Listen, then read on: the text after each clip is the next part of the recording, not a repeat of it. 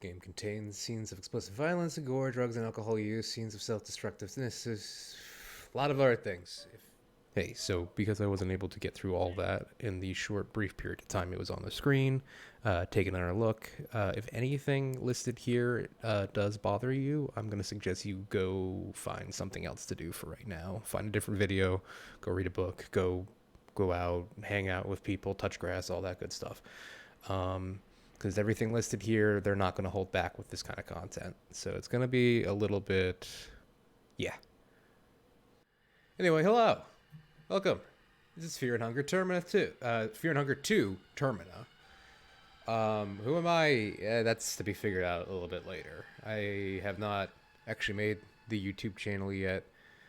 This will be posted on eventually. I just really wanted to play this game and figured it would be fun to record my first experience with it. I've already played the first one a decent amount. I haven't gotten all the endings, and it still kind of kicks my ass when I play that game. But I figured it might be more fun to record myself playing this one because I know a lot less about it. I know that there's a lot more characters. There's a lot more interpersonal, character relations and stuff going on. I know there's a few other things, but I won't get too deep into that for anyone who doesn't want to be spoiled. But for the most part, this is pretty much not 100% blind, but I don't know any of the endings. I don't know anything about any of the characters outside of a few basic things. So this is for the most part blindish. From the moment, let's get into it. So I do have a short beginning play as Marcoh, just for a few minutes and test to make sure everything is working. So that's why we can start there. But I'll play it pretty much from scratch here. So let me get my cursor off the screen there. Let's go through the character choices we have. If I remember correctly, there might be more characters added in the future, and if that happens, maybe I'll return to this game and record my experience with it then too. But for now, we got these guys. So first one, we got the ex-soldier, this poor child, having fought in the war since he was at 13. Ex-soldier excels at ranged combat, has great aim with most firearms. So that sounds definitely useful. Guns are definitely going to be a big difference compared to this in the last game. For the little bit of info in the last game, it was set kind of during dark medieval times, very, very Berserk inspired, if you're familiar with that franchise.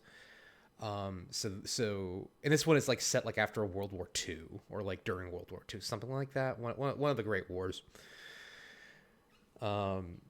So semi-modern times, a big shift in setting with this kind of more modern take with firearms and stuff. So I'm not sure how that's going to play mechanically, but we'll see.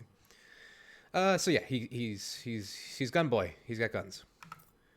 Got the occultist, also 18. The occultist focuses on the creative use of the otherworldly powers. While not as strong with harmful and offensive skills, her abilities are no less impressive when used properly. Okay, nifty. Definitely going to be a spell slinger of some sort. The doctor, age 28. Doctor's skill set is mainly focused in curing different status ailments and analyzing the possible weaknesses in enemy anatomy.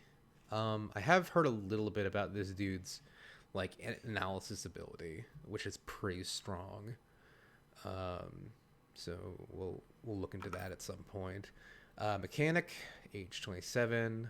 Mechanic is adept at crafting her own makeshift weapons and traps.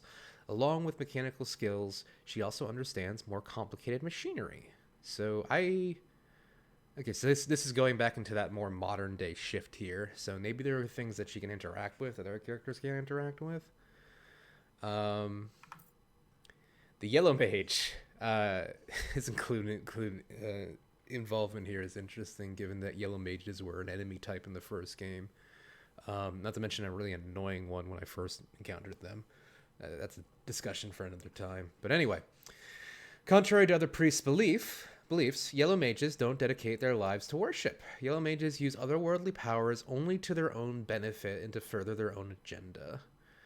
So they're like magic does come from like the gods and stuff in this game, from what to my understanding. Yellow mages like aren't like into individual worship. They just kind of like take their power and then like do what they please with it. Their worship is more of just like contractual, kind of warlocky. But yeah, in the first game they were enemies, so I'm curious what his deal is going to be in this game.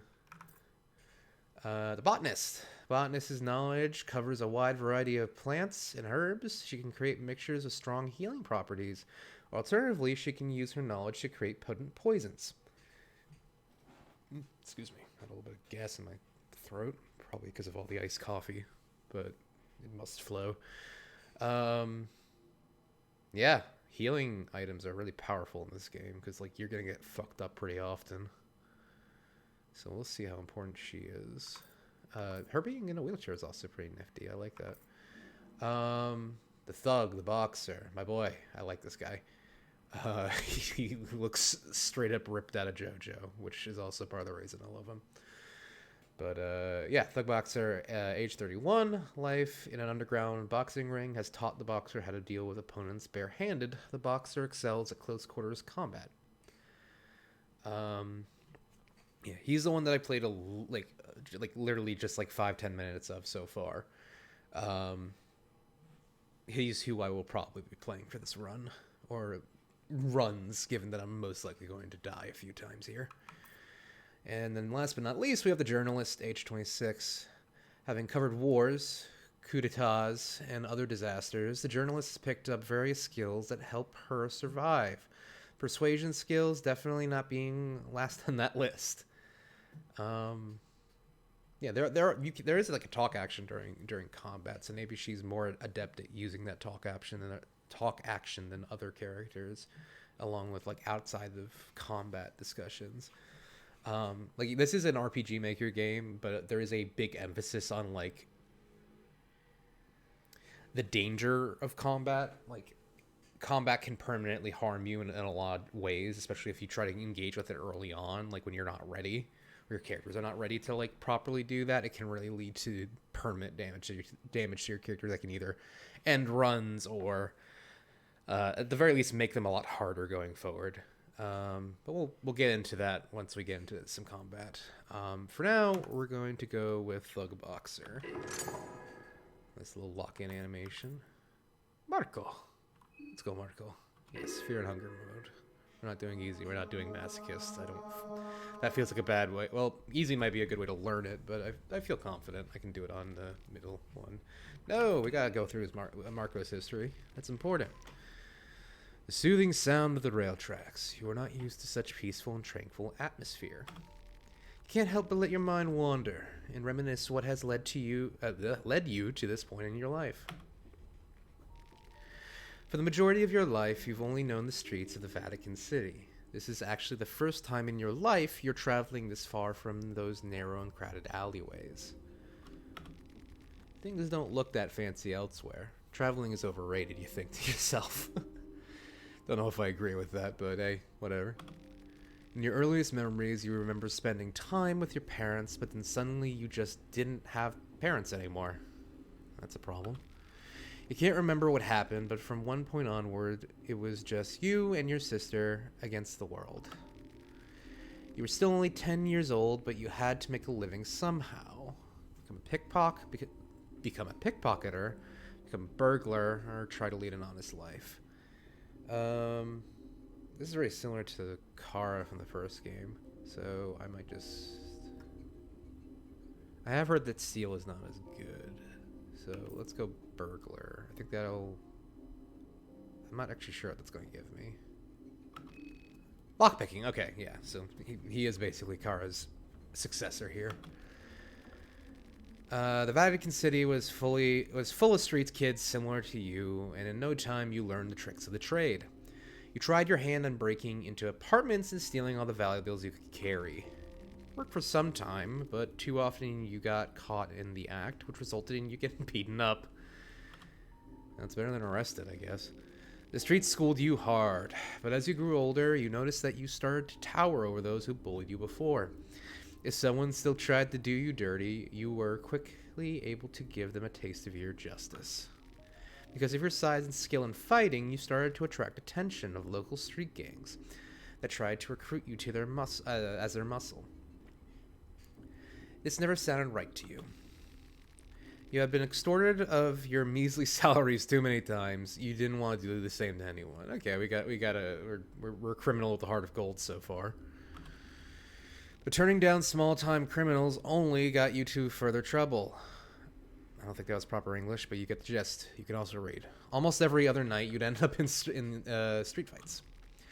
At one point, you realized that you were doing more fighting than actual work. Not to mention, that's where you got most of your money, too. You started to consider fighting as your job. Maybe it would be worth investing into it more. You started to work out more regularly and follow a strict regimen. Strength, mass, improve your footwork, or train your stamina. Stamina is pretty important. That's where my mind's kind of leaning. You started your days by riding the Tiberian River upstream. The 10,000 steps of penance. Yeah. Located at the heart of the city also became familiar to you. Day and night you'd be running those stairs up and down. God, I wish I could read. In the end, your stamina did increase, and in following fights, you could easily take one or two more hits more than before. Okay, that's gonna be. I don't think I got a specific skill out of that, but if that does give me like more health or something, that's gonna be useful. Or maybe just like higher defense. You were doing all right in fights, so much so that you started to build a little reputation on the streets.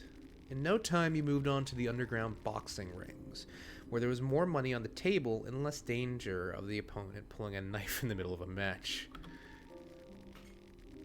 While you were busy in the ring, your sister had grown into a beautiful young woman who attracted all kinds of admirers. It would have meant trouble if it wasn't for your mean reputation. Most low-life thugs on the street knew that they'd have to answer to you if they tried anything dodgy. That didn't mean that there weren't those who tried. She started to get closer with an old mobster. Ricardo Accardo. That's a funny name. I like that. Ricardo Accardo. He was the heir to the Accardo branch of the family. The family was an organized body of criminals operating in the Vatican City. Of course, the family. It's all about the family. In all intents and purposes, the family was a mafia. Well, of course, but they also had deep ties to the church, which in turn was running the country. So it was a bit more complicated. Okay, this is okay. Despite being a mobster, Ricardo seemed decent enough. He had a flirtatious and flattering way of speaking, and in general got along with everyone. He took notice in your skills and tried to casually recruit you into their ranks. You politely declined the offer. Smart. Since he didn't take the offer, Ricardo had another one on the platter. He proposed that he'd hook you up with a real boxing trainer to get you to the next level. You again declined, but your sister insisted that you'd at least try it out. You agreed. I got a feeling the sister's going to get him into some trouble here. Things started to feel more professional the second you stepped inside the gym. The trainer, an elderly gentleman who had impressive, I guess it's cut off of the screen, but had an impressive record of previous apprentices, was impressed by your raw skill. Okay. It's starting to feel like a Rocky Balboa situation, but with the mob more deeply involved. He thought that the best way to push you further would be to choose where you specialize. Accuracy, evasion, defense, and offense. I think being a tank is gonna be good. Because like accuracy is also super important. Like if you miss a hit in the previous game, that could sometimes be like whether or not you keep an arm or not. But again, if I'm just like a big chunky boy, I'll never die. And if it's like the last game, if I'm the only one, if I die, or if Marcoh dies specifically, then that's just the end of the run, regardless of who else is in the party. So I think we're going to go with defense. You learn Perfect Guard. Okay. This method has proved effective. Soon you had your first real bout in the ring and won the match with relative ease. Your sister and Ricardo were there to congratulate you. You continued with your winning streak. The hype around you was growing. Slowly, even you started to believe the hype. Ricardo was able to organize big matches one after the other. You started spending more time inside the family quarters with Ricardo and your sister. This is not going well. Without noticing it, you had been pulled into the criminal world. What started as helping out a friend became a more frequent occurrence. Soon, Ricardo showed his true colors as well. He had been building you up for a fated boxing match. Apparently, your next opponent was a former family member who had to cut all ties to the organization. Your job was to kill him in the boxing match. Oh, lovely. Great. Politely, at least you're staying polite. You politely declined. By this point, there was no turning back. Ricardo reminded that he got your sister back at his flat, and she'd feel it in her skin if you didn't. Ugh. You didn't know what to do. Soon you found yourself in the ring with the ex-family member, and the bell rang. He was a tough opponent, but you managed to get the best of him. You were able to counter one of his attacks with a knockout hit. Things moved in slow motion as you saw Ricardo in your corner, nodding with a sly smile. You followed up your hit with another, and another, and another. You didn't even stop when the man hit the ground. The referee had to pull you away from all he got before you stopped. The damage had already been done. You had killed a person. You were devastated by all this, but kept it all inside. This was only the beginning. Ricardo had plenty of dirty work for you to do, and at this point he had plenty of leverage too, your sister being the last resort every time you hesitated. Things had to change. I feel like killing him's a bad idea. Again, in the previous game, running away was actually usually a good thing. If that gives me a skill, that runaway skill, that'd be great. Yeah, we're gonna go with that. Okay, perfect. Escape plan. You couldn't find your sister anymore. Calling her telephone, nothing. You started to suspect that Ricardo had suspected something like this and sent your sister somewhere. You were left with no choice but to confront Ricardo. Ricardo was wary of you. He seemed to sense you're killing it. Am I gonna kill him anyway? Intent from miles away, and that's why he avoids seeing you alone to the best of his abilities. He was too cocky to consider you a serious threat, though, as if he had you under his thumb. That proved out to be a grave mistake for him. You were to meet Ricardo and a dozen of his henchmen at the local club to discuss another one of your many tasks. You had been waiting for an opportunity to see him all alone. But that opportunity never presented itself. Fair enough, you thought. The moment you got to a punching distance, Ricardo had a split-second realization of what was happening before you knocked him off his feet. The little rat tried to slither away, but you grabbed him by his throat and kept slamming him on the floor until he stopped moving. In your rage, you lifted him up and threw him over the railing. He fell to the second floor, to the center of the club's dance floor. You saw him fall headfirst to the ground. He had succeeded in what you had set out to do. So we did kill him. Great. Getting out of the club was secondary. You had to fight through a mob of Ricardo's goons. Somehow you made it out from the back door, with only minor injuries, and ran away as fast as you could. You went away from the crime scene. The problem was that now both the family and the law enforcement of the city were after you. Well, that's not great. Just when you received a phone call from your sister. She had been sent to Ricardo's summer villa in the country of Valant some days prior. You explained the situation to her, and the two of you decided to meet up in the country of Rondon. It's the place from the last game. That was really important.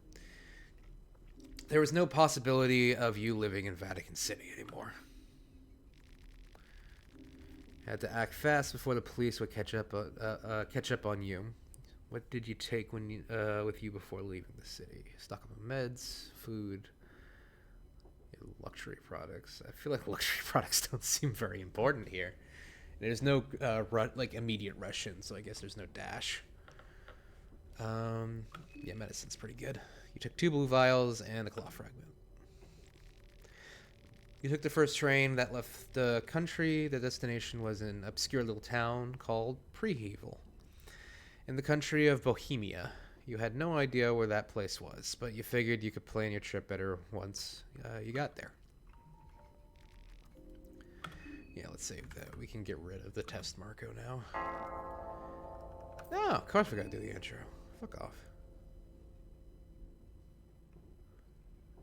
Taking a snooze. Oh, hello, child. That looks cursed. Sorry, just taking a sip of my coffee. You feel like someone was watching you while you slept. The sigil's gone. Alright, we have control. Gotta check behind us. Pile of suitcases have been left here without supervision. Can I take advantage of them? I guess not. An old pamphlet. There doesn't appear to be anything interesting painted on it. Same deal. Does that scratch anything? No. Door to the previous cabin is locked from your side. Looking through the window, the cabin seems pitch black. Lovely. Oh, what's that newspaper say? See forest from the tinted window. Oh, I can't read it. Hello? Salaryman. Excuse me. Hello? Okay. Yeah, I think all these pamphlets say the same thing. Search the luggage. Lavender. Lovely. We have flowers.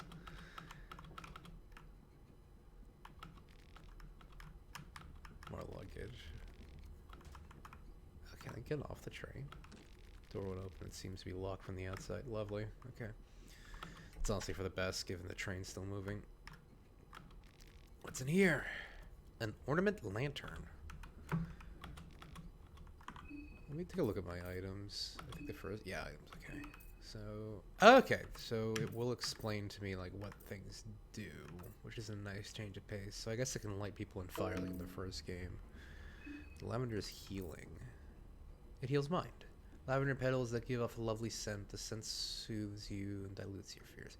Not sure how I feel about that scrolling thing right where the text is, but that's fine.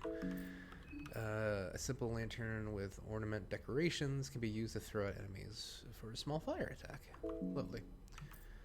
Yeah, there's cloth and blue vials. No food, books. I have a knife, but I know I want to punch people as Marcoh. Body bag. That's a new inventory slot. Wait, that one's got text. Does it say anything? No. Okay, ooh, another chest. What's in you? Glass vial. Those have returned. Or just a generic suit. That's a lot of fucking suitcases. All suitcases. Something feels off. Okay. Is that butterfly? Huh, that's very Persona of them. This place is not the train anymore. Yeah, you're... Oh, hello, sir. You! I've been looking for you everywhere. Just where did you think you ran off to? Don't you understand the hurry we're in? I don't understand. Yes, the janitor bulged out of their socket as his expression intensifies. No one expects you to. You're a stupid Boy! Now, get your ass back to the workbench. Oh, God. Put some pants on, you creep. This is your last chance. Next time, it's punish time. What am I supposed to do? What? You're supposed to assemble new cubes, of course. As for how, figure it out yourself. If you're not capable of that much, you're beyond hope and useless in every sense of the word. Jesus, dude. Ugh. What you Googling at? There's nothing to see here. Eyes on the cubes. Work. I'll rip those eyes. Eve, hey. Girl in pink. The lovely Cenobite-esque man. Use directional keys to assemble cube. Okay. Okay, it's literally just up, left, down. The right one doesn't seem to do anything. That's not hard. Am I just gonna keep doing this? Girl in pink is trying to get your attention. Hey. Yeah? Okay. Yeah, beats making cubes. Where do you think you're going? What? Oh, hi. Oh, shit. Okay. He said, oh, Christ. Okay. So, let's see. Guard, equip. It's gonna punch your arm and try and break that thing. I'd rather not get slashed and lose something. Ow. Ooh. Okay. Hope I have enough to break that. Okay, now I just have to worry about the stump arm. 17. Ugh, his sack. I have a lot of health. I think I want to. The rev up mechanic's another thing I know about a little bit. I know that if I get 3 of those and then rev up 3 times, I get like an extra hit. So I think I'm gonna just go for the chest. Ow. Ooh. Okay, yeah. Now I'll do the rev up. And pummel him. Sick. Okay. Ow. Monstrosity's down. What do you got? The Kasara. What the hell is that? No. No. Kasara. Originally a tool for cutting tree branches, it could be used for things equal in size, like human limbs, for example. Nifty. Knife length and size it makes 4 up the speed. Yeah, Jesus. Let's go a little bit further before healing. I have a feeling that... yeah.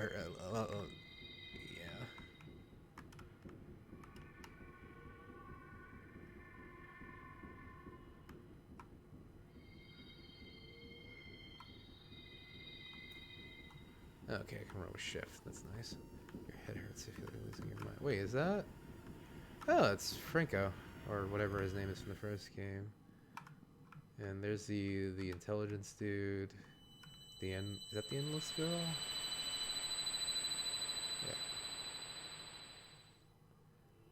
Yeah. Poof.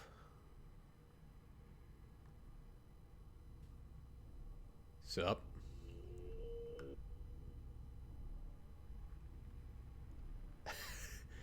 Gee, that ain't intimidating. Not at all. It's a very triangular nose you got, or pyramid-shaped nose you got there. Ah, there you are. Mysterious person greets you, and oh, he's monotone. Okay, got it. Got you pulled out from that nasty place. You were going deep into that rabbit hole. Now you are safe under the beautiful green hue of the moon. Welcome to the Moon Tower. What is going on? That is what I'm here for, to explain the situation you are currently facing. To explain the great once-in-a-lifetime opportunity that has befallen within your grasp. Since our words cannot possibly reach my master, I'm speaking in his behalf. And who might my master be? Well, for now, let's just say he is the delinquent one. Rare, the trickster moon god. And me, you can call me Perkle. Perkle. Perkle? Perkle. I am just a humble servant of his celestial majesty. You are the dreamer, he is the dream. My master has invited 14 of you to join us in this jubilee of cosmic proportions. 14 candidates, but only one true victor. The festival of Termina is upon us. Fuck's that? It is a festival to give you, the humans, a peak to grandeur, and a chance to reach for illustrious heights. The festival is the festival to end all festivals. He's doing a lot of, like, laughing for someone who speaks in a monotone voice. Or at least that's what his, like, movements look like. This must all be very confusing to you. I won't burden you with many more information at this moment. Just head towards the tower. That is all you need to know for now. I will gladly answer your questions once you get there. But until that, let us meet again under the moonlight.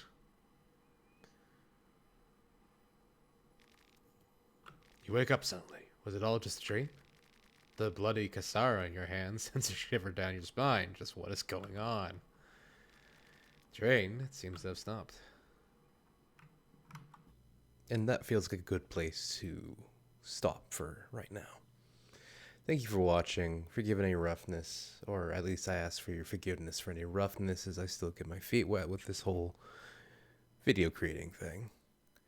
But yeah, please, if you enjoyed what you watched, like, comment, and subscribe, and stick around for possibly more videos. Those should be coming relatively soon, or if not, at this point, there might be already. You can just go straight into the next part.